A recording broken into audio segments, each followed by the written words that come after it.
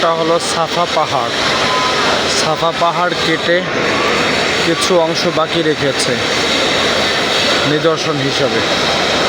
এখান থেকে তওয়াফ শুরু হয়। এই যে এখান থেকে তওয়াফ শুরু করে এইদিকে যে রাস্তাটা গিয়েছে, এই যে মানুষ যাচ্ছে, সাই করছে, ওই মাথায় হলো মারওয়া পাহাড়। মারওয়া পাহাড়ের ওখান থেকে আবার ঘুরে ওই পাশ থেকে আবার এসে বের হয়। এই যে ঘুরে ঘুরে এভাবে সাই করছে। সারা পৃথিবীর মানুষ এখানে আসছে, সাই করছে। এভাবে ভিড় 24 ঘন্টা থাকে, সারা জীবন এভাবেই থাকবে ইনশাআল্লাহ। মানুষ কমে না। 7 বার সাই করে একদল চলে যায়, নতুন নতুন মানুষ এখানে যুক্ত হচ্ছে।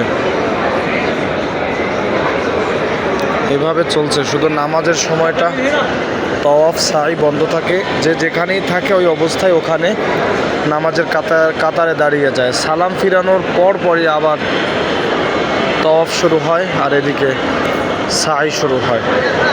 আল্লাহ কি বিধান রেখেছেন, কি সিস্টেম আল্লাহ করে দিয়েছেন এখানে। এখানে যে না আসবে সে কখনো বুঝতে পারবে না যেখানের অবস্থাটা কি। সারা পৃথিবীর কেন্দ্রস্থল এই মক্কা। পুরো মক্কা এরিয়ার মধ্যে কোনো বেঈমান, কোনো বেদিন যার ঈমান নেই তার প্রবেশ করা সম্পূর্ণ নিষেধ। এরিয়া দেওয়া আছে, লেখা আছে অমুসলিম প্রবেশ নিষেধ। পুরো মক্কার মধ্যে শুধু একমাত্র যারা ঈমান এনেছে আল্লাহর উপর এবং বিশ্বাস করেছে নবী সাল্লাল্লাহু আলাইহি ওয়াসাল্লাম শেষ নবী, একমাত্র তারাই এখানে প্রবেশ করার অধিকার রাখে।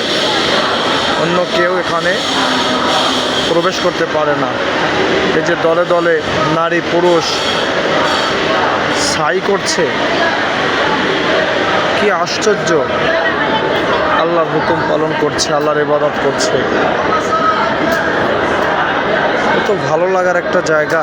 সারাটা জীবন যদি এখানে পড়ে থাকি, এখান থেকে কারো যেতে মনে চায় না।